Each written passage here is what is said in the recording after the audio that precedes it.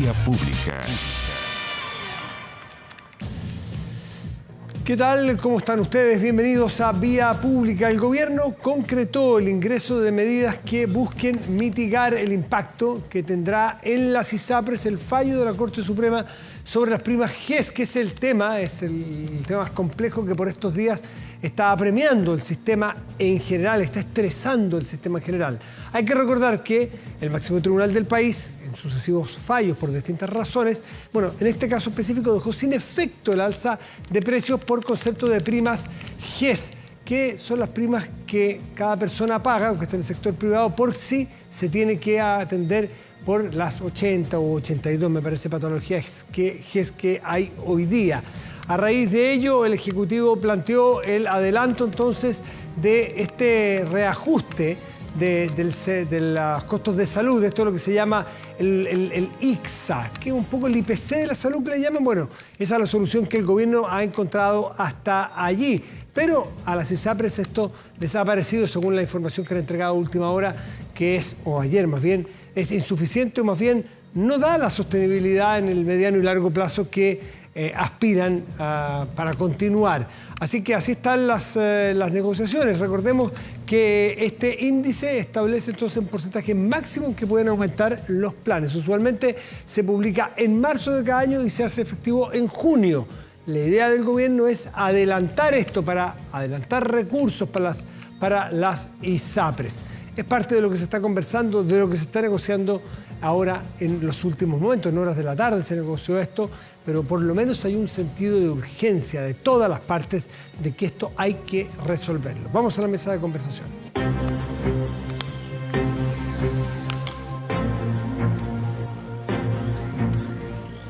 Y como usted ve, ya está con nosotros el invitado de hoy, no requiere tanta presentación, además ha estado aquí muchas veces intentando explicarnos esta maraña técnica que significa el problema de salud. En este caso, la urgencia específica que se trata de esta ley que ingresa al gobierno para poder adelantar eventualmente este famoso ICSA o este índice de precios de la salud. Jaime Mañalich, exministro de Salud, gracias por estar aquí. Buenas noches. Buenas noches, Matías.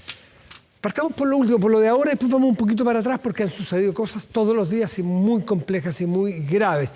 ¿Qué es este intento del gobierno de, a través de una ley, adelantar este ICSA? ¿Qué es lo que es el ICSA? ¿Qué es lo que es adelantar el ICSA? ¿Cuántos recursos son? ¿Salva eventualmente la situación en su juicio?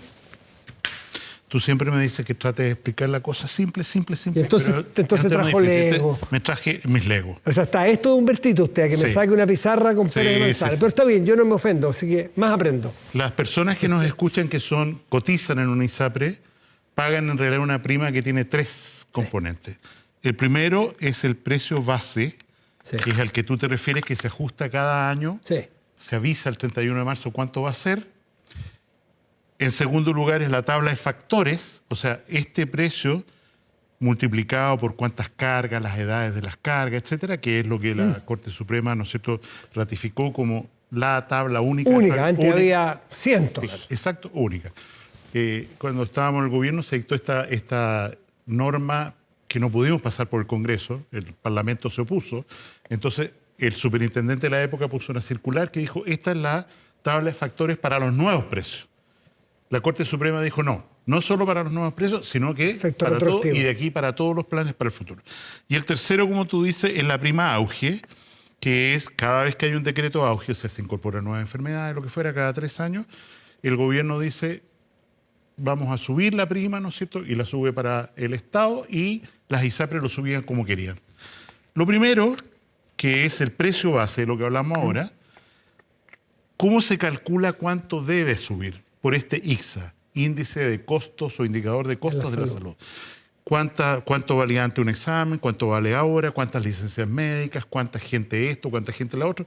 Entonces hay una fórmula bien validada que dice, mire, esto, las ISAPRES hasta hace poco tiempo atrás subían el precio más o menos como querían. Desde el año recién pasado, la Corte Suprema dijo, es la superintendencia la que fija el precio máximo, y de ahí vino el primer ajuste que pasó casi desapercibido, porque las personas le subieron, pero a los 2 o 3 meses salió la fallo de la Corte Suprema y ese dinero se devolvió y se ajustó el precio base al valor máximo que la superintendencia había definido. O sea, las ISAPRES pueden hacer lo que quieran dentro de estos márgenes. Hasta este. Para el precio base. Y los que subieron de más tienen que rebajarlo y devuelvan la plata, y eso ya ocurrió. Se hizo, ya. Se hizo. Como la situación, y yo creo que en ese sentido hay que reconocerlo, es tan grave, el gobierno dice tenemos que encontrar una solución a lo que nos está pasando, y en una cosa bien rara en realidad, que es en la ley de reajustes de sueldo del sector público, que tiene que estar tramitada este año, el 31 de diciembre, o sea, cuánto va a subir, ¿no es cierto?, 4.7, 4.6, cuánto va a subir la remuneración del sector público, puso un artículo número 99, que no tiene nada que ver. De otra área. De otra área, nada que ver. Esto siempre la ley de presupuesto se presta. En otros países se llaman las leyes ómnibus, o sea, suben más cosas a la micro para... En lo que se subió en este caso es el artículo 99, que lo que dice es lo siguiente. Primero, en febrero, la superintendencia tiene que tener acordada con las ISAPRES cuál es el precio máximo. O sea, mantiene la potestad de la superintendencia para fijar el precio máximo. Las ISAPRES dicen, ese precio máximo yo voy a subir el máximo, medio, lo que fuera. Listo. Y esto tiene que estar ya vigente como dinero fresco, ajustado para las ISAPRES en el mes de marzo. Pueden cobrar en marzo y se empieza a cobrar a la gente en julio. Eso era antes. ¿Ya? ¿Y ahora se publica en febrero y ya se puede cobrar en marzo. Las ISAPRES empiezan a cobrar ese reajuste legal en vez de mayo, junio, lo empiezan a cobrar en marzo. ¿Y les llega plata? ¿Les va a llegar plata? Se adelanta una suerte de reajuste de costos. Perdón, ese es el proyecto de ley. Lo que debiera ser en julio, van a poder hacerlo en mayo. Eso es un aspecto. Ya. El otro aspecto es que la Corte Suprema dijo, ¿sabe? Esta prima auge que ustedes subieron, tomamos la tabla de factores el año 2020, hay algo que nosotros no estamos de acuerdo, Corte Suprema, que es el aumento de la tarifa para los niños menores de 2 años en la prima auge. Entonces, lo que dice la ley ahora en este artículo 99, le dice, por una única vez, las ISAPRES podrán, en el precio base, ajustar el precio, incluyendo los costos que significan los niños menores de 2 años, que es más costo que un niño de 4 o 5 años por la neonatología, lo que fuera, ¿no? Malformaciones congénitas, etc. Y lo tercero que le dice a la superintendencia, usted calcule este indicador, o sea, son 3 aspectos diferentes en este proyecto, en este artículo 99, calcule este indicador solo considerando las alzas históricas del año pasado que ha tenido el sistema ISAPRE, sin contemplar lo que ha ocurrido con FONASA como era antes. Porque como FONASA sube menos, normalmente incluso menos que el IPC, había una tendencia a ajustar el costo de la ISAPRE, diciendo usted para hacer este cálculo tiene que calcular lo que pasó con aumento de costos en FONASA también, no solo en las ISAPRE. Entonces, el artículo 99 permite adelantar el pago, incorporar por una vez el costo adicional de los niños menores de 2 años. Para el auge. Lo saca del auge, y lo pone acá, porque el auge plata ya fresca. Lo traslada, ese costo. ¿No es cierto? Y tercero le dice, para el cálculo, le da a la superintendencia, le dice, mire, calcúlelo de acuerdo a los costos que las ISAPRES experimentaron y olvídese de FONASA. O sea, los costos más altos, más caros. Exacto. Entonces le permite al superintendente fijar un ICSA, llamémoslo así. Un precio base un más alto. Más alto. Jaime, ese precio base más alto, con las 3 variables que maneja, ¿cuánto más plata se recibirían entonces las ISAPRES para poder cobrar a partir del próximo año? Esto salió hoy día, yo lo calculé muy preliminarmente. Calculo que esto significa un precio de aumento del plan final de las ISAPRES, promedio, unos más, unos menos, de 15%. Ya. 15% más. Que está más o menos alineado con el 12% menos de ingresos que tienen al no poder reajustar el GES. Claro, pero recordémonos que todavía queda pendiente que el precio GES, que no se toca acá, se toca solo el precio base. ¿Sí? El precio GES ya está fijado y significa hacia adelante la prima GES, que a partir de diciembre de este año, ahora, las ISAPRES ya avisaron que va a cobrarle a los beneficiarios un 12, un 14% menos por rebajar, tener que rebajar hacia adelante, y ese es el Fallo. ingreso futuro. Ese es el fallo. Ese es el fallo. Le dijo la ISAPRE a cada una de las personas, usted deberá recibir una carta si es que usted participa de la ISAPRE. ¿Sabe, señor? Yo por el fallo de la Corte Suprema, yo voy a tener que rebajarle por concepto de GES, que es el azul, voy a tener que rebajarle un 12 o un 14%. Eso ya está ocurriendo. Y ahí es donde algunos dicen, bueno, pero entonces ¿cómo vamos a subsistir desde la ISAPRE? Con esas tres variables que usted me Esto acaba es de lo que decir. propone el gobierno, sin contar con que todavía queda otro problema en el camino, y que es el 31 de mayo, vence el plazo para ver cómo se devuelven los 1.400 millones de dólares o 1.000 millones Eso de fue por dólares. tabla de factores. Eso es por tabla de factores, pero está pendiente. Sí, está pendiente, pero vamos, dejemos por un segundo, ese fallo no existió, por un segundo, hipotético. Tabla de factores, nadie le dé plata a nadie, sencillamente la estabilidad financiera para ingresos, egresos. Van a tener que bajar un 12% las ISAPRES, lo que le cobran a la gente por GES, y van a poder ingresar aproximadamente el 15% por esos tres factores que usted dice. ¿Se equilibran las ISAPRES entonces para O adelante? sea, Pues? sí, evidentemente las ISAPRES van a decir que no, pero aquí hay una suerte de apoyo Ya. a la situación financiera de las ISAPRES, débil, todo lo que se quiera, que no toma en cuenta esto que artificialmente hemos dejado de lado, ¿no es cierto? Que es lo que hay que devolver, Sí. cualquier cifra que Era resulte. el amarillo en todo caso, no me desordene. Porque el azul era el GES. Ya, entonces vamos a dejar pendiente. precio base este? Sí, en el precio base el rojo. Entonces, para adelante, la sustentabilidad financiera, ¿usted cree que está más o menos bien? O sea, yo creo que sí, ¿La carga está bien estivada con lo que le impiden subir por GES? Siempre que el costo de las ISAPRE, el costo operacional, que es el costo técnico, baje. Ya se está produciendo una baja muy importante por la caída de las licencias médicas, porque sabemos, ¿no es cierto?, que este año ha habido 1.200.000 licencias menos que el año pasado, sin contar los fraudes y todas estas cosas horribles de miles de millones de pesos, pero efectivamente ahí hay un tema. ¿Efecto pandemia? ¿Efecto post-pandemia menos licencia? ¿Por qué menos licencia? Primero, porque en pandemia había licencia postnatal extendida que pagaba la ISAPRES, que ya no está. Y efectivamente, ¿no es cierto?, la gente ha retornado a una vida más normal, en fin. No porque hay mejores controles ni porque la gente está usándolas menos de manera fraudulenta. Las que se usan yo no me atrevería a decir qué magnitud del uso de licencia médica es fraudulento. Pero sabemos a ojos vistas que hay un fraude sistemático y muy bien organizado, y eso sin contar el microfraude. O sea, que la persona va al médico, le paga la consulta y en la práctica le dice, oiga, yo vengo acá para que me dé una licencia, si no, no vuelvo. Y el médico, digamos, cede y da una licencia que es dudosamente justificada. Pero ahí hay un problema muy grave. Y eso lo pagan las ISAPRES, ¿no? La ISAPRE paga sus licencias, salvo las maternales, y la FONASA paga sus licencias.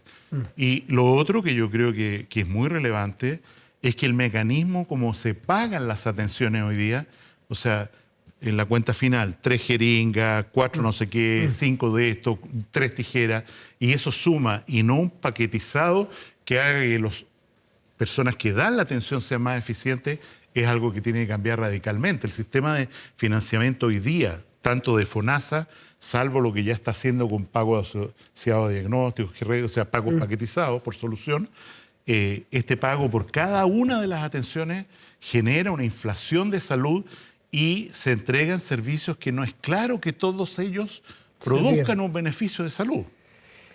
Ya, entonces, pero está por verse, pero usted estima que no es tan desestimada la carga hacia adelante, salvo la deuda, que la dejamos aparte, la deuda de tabla de factores, que es un fallo distinto, también de la tercera sala de la Corte Suprema, en cuanto a la estabilización para adelante, aunque la ISAPRES van a decir que no, pero usted que tiene experiencia, ha administrado clínica, ha sido ministro de Salud, ¿usted cree que con esta ley que envía el gobierno podría estabilizarse ese futuro y salvar, o sea, el funcionamiento de las ISAPRES? Estabilizar algunos meses hasta ver qué pasa con el otro fallo. Ya. Da un poquito de aire y yo creo que, sinceramente, las ISAPRES deberían aceptar esto, sin poner mucha resistencia. Unos minutos que me quedan, ministro, porque yo sé que hacer historia no tiene mucha razón hoy día, pero las ISAPRES ¿Ustedes creen que se perdieron alguna oportunidad en su momento de haber participado o haber favorecido, o en fin, una reforma distinta? ¿Están en deuda las ISAPRES por alguna? Las ISAPRES dicen, nosotros hemos pagado todo siempre. ¿De qué nos miran a nosotros? ¿Qué hemos hecho nosotros? Usted que tiene esta experiencia. O sea, cuando salió el fallo del Tribunal Constitucional 2010-11, termina la tabla de factores, nosotros fuimos al Congreso con un proyecto que crea un plan garantizado de salud, un fondo de compensación entre ISAPRES, término de todas las preexistencias, declaraciones de salud. Esto fue discutido en la Comisión de Salud de la época, ¿sí?, donde estaba el diputado Castro, el diputado Núñez, trabajamos muy bien, fue aprobado, pasó a la Comisión de Hacienda, se demoró cualquier tiempo y después ya hubo una resistencia también del sistema ISAPRES por una cierta miopía, o sea, a la advertencia, oye, esto va a cambiar de todas maneras, no va a seguir funcionando. O sea, las ISAPRES son responsables del problema que estamos hoy día. Son responsables de todas maneras. Por no haber estado disponible a tiempo a una reforma. A una reforma que permitía, el mismo Víctor Torres que veo hoy en la foto, el superintendente, dijo hace poquito, dijo, si se hubiera aprobado la reforma del año 2011 no estaríamos en este problema, porque habría el fondo de compensación, habría fondo de compensación entre ISAPRE y FONASA, no habría discriminación de ningún tipo. Una ISAPRE, ¿no es cierto?, que tiene poco gasto y recibe mucho dinero, le entrega ese capital subsidiado, como ocurre en el auge, a la ISAPRE que tiene muchos adultos mayores, etcétera. Hay cosas que no pueden caer. El sistema de salud de un país no puede caer porque es como que le falta el aire a un país, ¿no es cierto? No puede. Entonces tiene que haber una solución. Matías, un sistema de salud puede caer. Y las consecuencias que caiga, y aquí el problema para mí no es el tema ISAPRE, es el problema de los lugares donde se atiende la gente. Las clínicas privadas, con fines de lucro, sin fines de lucro, el Hospital de la Católica, el Hospital de la Chile, cualquiera. Los centros médicos en Gualañé o en Rancagua. El 50% de la atención que hacen lo hacen a pacientes de FONASA. Y estas instituciones, las ISAPRES hoy día, tienen una deuda de $700 millones de honorarios médicos, de programas, qué sé yo. Y hoy día, a alguien que va, ¿no es cierto?, ya no tiene certeza si el prepago que hizo el ISAPRE, o sea, cotizó todos los meses, puso, sí, o en FONASA, en el momento de los que hubo, le va a servir y no le necesita. No, momentito, don Matías, pague usted de nuevo esto y vea después si la aseguradora le devuelve en unos meses más. Usted dice que sí puede caer, pero deme una o dos soluciones que usted ve para este tremendo lío y bollo en el cual estamos todos metidos de una manera u otra. Así, titulares.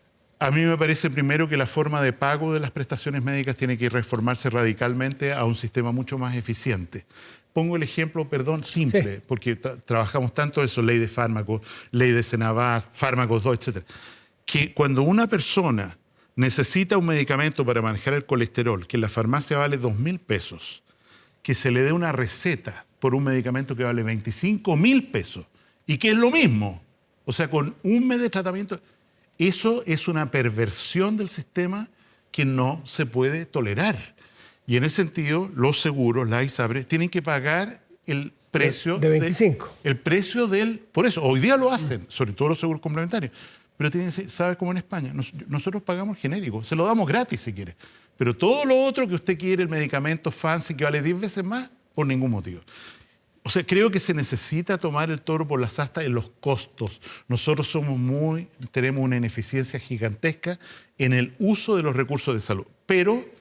respecto al tema ISAPRE, en mi opinión, o el Estado saca dinero de donde no sé y aumenta el presupuesto de FONASA por una vez para generar una demanda hacia el sector privado y mantenerlo, como fue en la pandemia, ¿no? Sí. Y mantener el sector funcionando mientras funciona esta reforma, o, digo así al aire, en la ignorancia que me caracteriza, se genera un mecanismo de deuda subordinada. Que ya existió. Como la banca el año 2008, etcétera, en el sentido de que alguien avala la deuda de las ISAPRES pagan y las ISAPRES contraen una deuda con un banco, sí, con cualquiera, ¿no es cierto?, a pagar en X años con tal orden de prelación. De esto no se hablaba una palabra, pero yo creo que a mí me lo dijo un exdirector de FONASA como idea y yo lo encontré muy valioso. O sea, es una manera completamente diferente de salir. Este artículo 99 tiene mal pronóstico.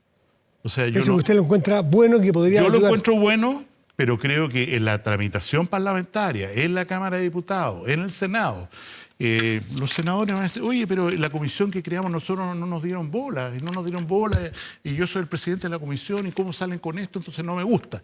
En la Cámara de Diputados va a ser un griterío, y en los gremios, o sea, la posibilidad de que esta solución se apruebe, yo apostaría más bien en contra de eso, desgraciadamente. Jaime Mañalich, como siempre, muchas gracias por venir a enseñarnos, gracias por los legos, se agradece. Y la próxima, ¿qué va a traer? Por ahí pasar trajo algo también. Una pizarra, usted avisa, trae pizarra. Me encanta. Gracias, además es profesor universitario ahora de este tema. Gracias, Jaime Mañalich. Que esté bien, gracias. Vamos a hacer una pausa y volvemos, esperemos.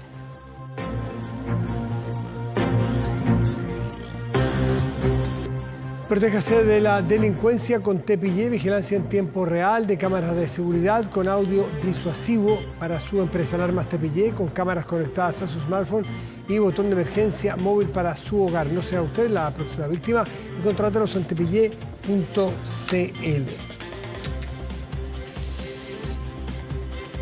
Otro tema que nos tiene copada la agenda, porque es muy preocupante lo que ocurre, así como la salud, que lo mencionamos recién, tiene que ver con la seguridad. Y hace un buen rato. Y además que está primero en las preocupaciones de la gente hace tanto tiempo. Pero sería absolutamente miope no ver la crisis en que estamos, no solo en lo cuantitativo en algún tipo de delitos, sino que en lo cualitativo, en el tipo de delitos en que se están cometiendo. No sé, en los últimos días, la cantidad de personas que han aparecido muertas, las circunstancias que aparecen muertas, homicidios sin personas, sin victimario conocido, que eso, aunque parezca raro, es muy preocupante porque, se lo grafico brevemente, tradicionalmente un homicidio se daba en el contexto de un grupo, de una comunidad, de una familia, ojalá no ocurra, o de un barrio, o de un club, o de algo, es decir, que había una rencilla que terminaba en un crimen. Entonces, pero era conocido. Hoy día muere una persona y cuesta mucho, a veces no se encuentra nunca quién mató a la persona, porque puede ser un sicario, puede haber sido alguien que iba pasando y que lo trató de asaltar y lo mató, es decir, no conocía a su víctima.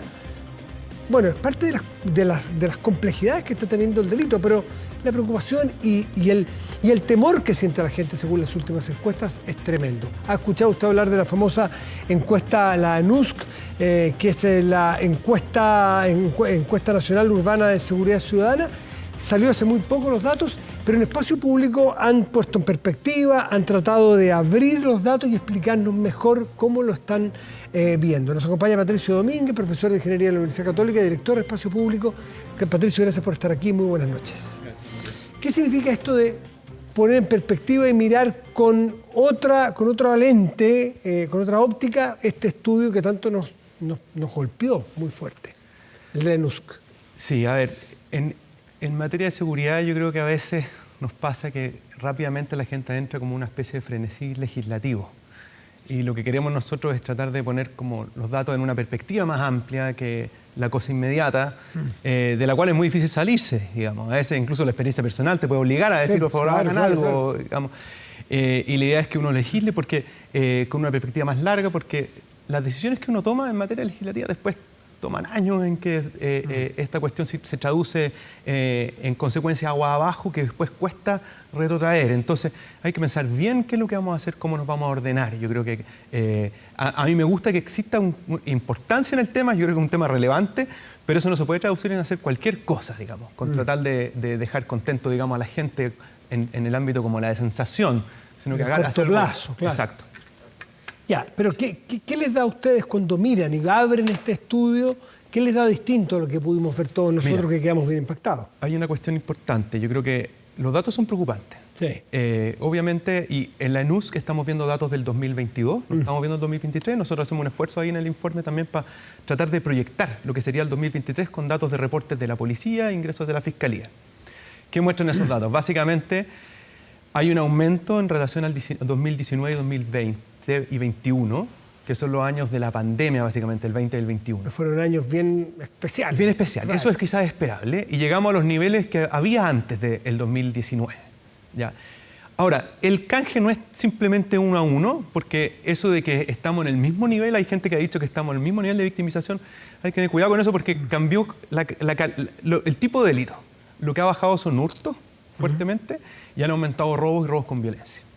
Y esa cuestión quizás tiene, de hecho, por primera vez desde hace unos años, un correlato con el tema del cambio en las percepciones. Yo creo que esa es una primera cuestión. Segundo, el tema del aumento de los homicidios, esa es la foto de primer orden. Nosotros pasamos de ser un país que, al parecer, estamos en una situación de nuevo equilibrio y esa cuestión es preocupante porque estábamos en un país que tenía una tasa de homicidio de 4.5. Las tasas de homicidio se miden entre... Casi 100.000 habitantes, ¿no? Claro, incidentes cada 100.000 habitantes al año. Era 4.5. Ahora estamos en 6.5. Es casi un aumento del 50%. Sí, pues. Cualquier indicador que aumente al 50% es una cuestión preocupante y el de homicidio obviamente es de primer orden. Entonces, la preocupación, mantenemos el tono de preocupación en esto, eso es fundamental, pero también tratar de ver dónde hay que ajustar las piezas, digamos, para poder pensar en esta cuestión de largo plazo. ¿Y dónde hay que ajustar las piezas, a tu juicio? Ya, esa es la pregunta del millón. Yo creo que lo que hay que evitar, eso lo tratamos de decir en el espacio público un par de veces antes también en otros informes, evitar quizá el frenesí legislativo que implica simplemente aumentar penas a destajo para todo tipo de delito, todo tipo de situación, porque eso a veces genera otro tipo de problemas. ¿Ya? El encarcelar, por ejemplo, tiene enormes costos sociales, es caro encarcelar y tiene costos familiares, hay un montón de disrupciones que se generan. No es simplemente la solución, la cárcel es una solución de última ratio, como se dice, es de último orden. No es lo ideal que sea la principal estrategia para combatir el crimen. Hay otra, ¿ya? Y también quizá hay fenómenos nuevos que tenemos que estar alerta, digamos. Se habla mucho del crimen organizado, hay que ver, digamos, qué magnitud tiene esto. Y eso hay que, yo creo que analizarlo con mucho más detalle. Y si no es el encarcelamiento, por ejemplo, que es una sensación de primero, es una reacción muchas veces, sí. Todos a la cárcel. Sí. Pero ¿cuáles serían entonces las racionales, las que ustedes, me imagino que hay que repartir bien las herramientas que uno tiene, una caja de herramientas, y hay que usar bien las herramientas para que den resultados? Bueno, ¿qué herramientas hay que usar si no es el encarcelamiento? Ya, en esto hay que usar una batería de herramientas, no solamente una, ¿ya? Por ejemplo, si uno mira la literatura comparada, hay, y esto lo muestran distintos estudios, no solamente en el contexto de Chile, pero hay muchos más retornos en el sentido de crímenes que se pueden evitar, que esa es la principal función en este problema. Por ejemplo, vía presencia policial que vía encarcelamiento, ¿ya? Esto, por ejemplo, en países como Estados Unidos y en Europa, donde tienen posibilidades de comparar ese tipo de estrategias, se suele mostrar que la presencia policial suele tener más réditos, aumentar la presencia policial en prevención que simplemente aumentar la tasa de encarcelamiento, ¿ya? Si es que eso no lo lleva a números fríos, digamos, de dónde invertir recursos. ¿Sí? Eso genera una mejora y eso es importante. Yo tengo la impresión que en Chile puede que estemos en una situación similar. No veo por qué debiera ser tan distinto a la situación cuando uno hace la comparación, pero también, y este segundo punto, que yo creo que nosotros lo vamos a tratar de decir porque somos un centro de estudio, se necesita un diagnóstico mucho más acabado en esta cuestión. A veces trabajamos con información con la que uno tiene que extrapolar demasiado, ¿ya? Con riesgos de equivocarse. Exacto, con riesgo de equivocarse. Y eso también, ese es un segundo punto, y eso quizás no tiene rédito de inmediato, ¿ya? Por ahí alguien dijo, hay que pasar la era de los diagnósticos y entrar a la acción. Sí. Cuidado con eso. Necesitamos las dos cosas siempre al mismo tiempo, ¿ya? Porque el fenómeno delictual además es muy dinámico, es muy móvil. Nosotros posiblemente estamos viendo un tipo delictual distinto al que estábamos acostumbrados. Tú lo dijiste al comienzo. Es otro delito, y esa cuestión... Claro, nosotros estamos en regiones donde la noticia era un crimen al mes y ahora en esa misma región es un crimen a la semana. Eso realmente... Y eso altera las muestras como la ENUS, por ejemplo, exacto, ¿no es cierto?, que son sensaciones o victimización donde se disparan, porque la gente ve con más frecuencia crímenes y dice, bueno, el próximo podría ser yo o alguien de mi entorno, ¿no? Ese es el temor. La preocupación... Sí, nosotros vemos con mucho cuidado a veces porque está llegando el 90% de la gente dice que aumentó el delito. Está llegando el 90%, o sea, eso tiene un techo estadístico, digamos, no puede crecer mucho más. 101 no puede ser. No puede ser 101. Entonces, estamos en una situación más o menos límite, yo creo, en ese sentido, sobre todo. Y las percepciones, mira, nosotros habíamos visto este mismo informe, lo sacamos el año pasado y nosotros ahí documentamos que había una especie de desacople entre las percepciones y la realidad en el sentido que la victimización venía a la baja. Ya. Este año, al menos con los datos del 2022 y con lo que proyectamos del 2023, la verdad es que las dos cosas van al alza. No está tanto ese desacople ahora, digamos, en este caso. Entonces, habían algunas voces que decían el año pasado, mira, estas cosas van siempre desacopladas. Este año, la verdad, que no van tan desacopladas. Yo creo que... Y yo aquí le pregunto al profesor de Ingeniería, Patricio Domínguez, en la eficiencia, en recursos que ya tenemos, por ejemplo, cosas que naturalmente están todos en los debates de todos los días, de las múltiples entrevistas que tenemos, de manera suelta 1500 veces y hace muchos años. Se habla de sacar a los carabineros que tenemos, antes de tener nuevos carabineros, que es difícil, costoso, la preparación, sacar a los carabineros de las comisarías o de las notificaciones judiciales y ponerlos a hacer el trabajo para el cual tienen una expertise. Yo no sé cuántas veces o cuántos años llevamos en esto y uno se pregunta, ¿y por qué no se ha hecho? Bueno, y eficiencias como, por ejemplo, las policías peleando y compitiendo por un caso, por una investigación y no colaborando. Las dos son entidades públicas, las dos son policías, las dos recursos de todos los chilenos. ¿Por qué no se les puede coordinar de mejor manera? Suma y sigue, segregación en las cárceles según la peligrosidad, para que no haya contaminación criminológica. Cosas que si me las aprendí yo de memoria, son porque las he escuchado 780.000 veces. Sí. ¿Por qué miércoles no se pueden hacer? A ver, es un sistema complejo.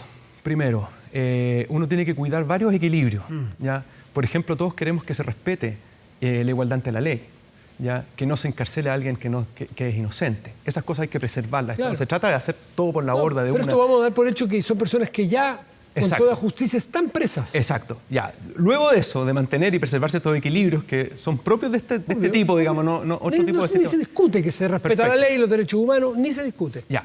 Segundo, lo otro tiene costos, digamos. La preparación de carabineros, nosotros lo hemos visto en los últimos años. ¿Ya? Los carabineros, afortunadamente, han aumentado mucho ahora la confianza hacia ellos. Posiblemente también como una suerte de que la gente está pidiendo más Perdón, presencia y ha aumentado con esto, entiendo, la demanda por entrar a las escuelas de carabineros. Incluso. Porque cuando la clase política se dedicó a denostarlos y a agredirlos, porque parece que les parecía políticamente correcto hacerlo, Es que ese fue nadie quería entrar a carabineros. Sí, ese fue un ejercicio delicado, porque también nosotros tenemos una fuerza policial, ¿no? Acá nos exponemos así como que este es un mercado que podemos elegir. Nosotros tenemos que trabajar con los carabineros, esa es la institución que hay y tenemos que trabajar. A mí me gusta más la línea que anunciaste al comienzo, digamos. ¿Cómo ayudamos a que Carabineros sea más eficiente, digamos? A que pueda destinar mejor los recursos que tiene en la labor, por ejemplo, preventiva, que es la demanda que más hoy día pide yo creo que la población, digamos.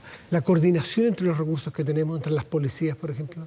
Yo creo que ese es un tema que se ha avanzado, pero todavía queda muchísimo. Yo creo que ahora, con otros países también tenemos ciertas ventajas. Nosotros tenemos un cuerpo de carabineros que está unido, digamos. Hay otros lugares que tienen policías distintas, que a veces ni siquiera saben las cifras, digamos, porque hay traslape entre unidades policiales. Nosotros tenemos una unidad que tiene claridad de lo que está pasando. Yo creo que tenemos que aprovechar esos recursos y obviamente sí, me parece que tratar de hacer carabineros más eficiente tiene que ser una labor número uno quizás, digamos, porque los beneficios posibles de eso son enormes, digamos. Yo creo que esa es una... A propósito de sensaciones, ¿tú tienes la sensación de que se discute más de lo que se hace? Te pongo el claro ejemplo de los carabineros no entregando que sea notificaciones judiciales y sí estando en la prevención del delito. ¿Cuántas veces lo has escuchado tú y yo? Sí, yo creo que... Y esto fue un proyecto que presentaron hoy día unos parlamentarios de nuevo. Claro. Lo que pasa es que suele pasar que este debate se da con unas olas de legislación en medio de un frenesí. Y yo creo que después esto queda en el olvido y esto no tiene avance, digamos. Entonces, vuelvas a levantar de nuevo la delincuencia como un tema que son varias olas, digamos. No es primera vez que estamos en este frenesí, digamos. Vamos a entrar, pero ¿qué va a pasar, digamos, una vez que pase esto? Ahí es donde nosotros queremos datos en perspectiva, para que esta cuestión, digamos, nosotros podamos hacer políticas un poco más sostenibles en el tiempo, lidiando con los recursos y con las restricciones que hay. Que es lo que decía. Nosotros queremos un sistema balanceado que cuide los derechos de las personas, que no cometa errores o que cometa la menor cantidad de errores posible y que también mejore no solamente la sensación de seguridad de la gente, sino que en la vida real, digamos. Hay muchas cuestiones que vamos a ganar, digamos, ¿ya? No se trata de que la gente pierda libertades, al revés, que las gane, que ganemos los espacios públicos, los estamos entregando. Yo creo que cuando gana el temor, perdemos mucho la población. Solo recordar una encuesta CEP de hace un año, que había un porcentaje más del 50%, no recuerdo la cifra exacta, que estaba dispuesta a ceder libertades, en función de tener más seguridad y más resguardo. Entregar libertades. Así es el precio que le ponen al miedo que Es posible, la gente invierte en seguridad. Sí, pues. En Chile, y hemos visto que crecientemente se invierte en seguridad privada, que es una expresión de lo mismo que estás diciendo tú. Digamos, están dispuestos que son recursos que están dejando de destinar a otra cosa, los destinan en seguridad privada. Ojalá que no los tuvieran que destinar. Eso es el ideal, digamos. Además que eso, ojo, cuando dejamos que la seguridad privada se haga cargo del problema de la seguridad, también tiene un problema de equidad enorme, porque los que no tienen recursos para gastar no lo van a poder hacer. Patricio Domínguez, profesor de Ingeniería de la Universidad Católica y director de Espacio Público, gracias por estar aquí esta noche. Muchas gracias, Matías. Hacemos una pausa y volvemos. Pero antes, yo quiero decirle, porque una gran persona necesita una gran camioneta, súbete junto a tu familia a Jack T8, equipada con cómodas cabinas en su interior, aire acondicionado, volante regulable a tu altura, Apple Car, Android Auto. Descubre este modelo en jackautos.cl. Con Jack T8 estás para grandes cosas. Ahora sí, pausa, volvemos, espérenos.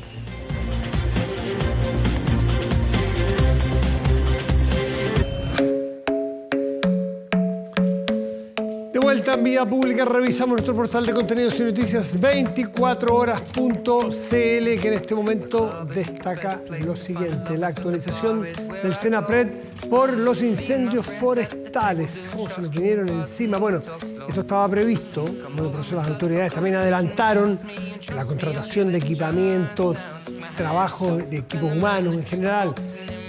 Porque va a ser un año de mucha simultaneidad de incendios en distintas partes del territorio. Así que aquí en la región metropolitana, los que vivimos acá lo sentimos con mucha fuerza. Por ejemplo, ayer un olor a incendio muy grande, todo el fin de semana un par de veces. A lo mejor nos vamos a tener que acostumbrar, pero bueno, aquí la actualización del Senapred. 24horas.cl tiene más detalles para que los pueda ver. Y en este otro lado de la pantalla veremos el pronóstico del tiempo, que está asociado, bastante asociado. Miren las temperaturas en torno a los 30 grados. Sol parejo de martes a sábado tendremos, con 32 grados de máxima probable para el martes, luego 29, para el miércoles 30, para el jueves 28 y 30, después para el sábado. El pronóstico del tiempo para Santiago. Disculpe. Un día como hoy, pero en 2019, Ed Sheeran fue nombrado artista de la década del Reino Unido por la Official Chart Company.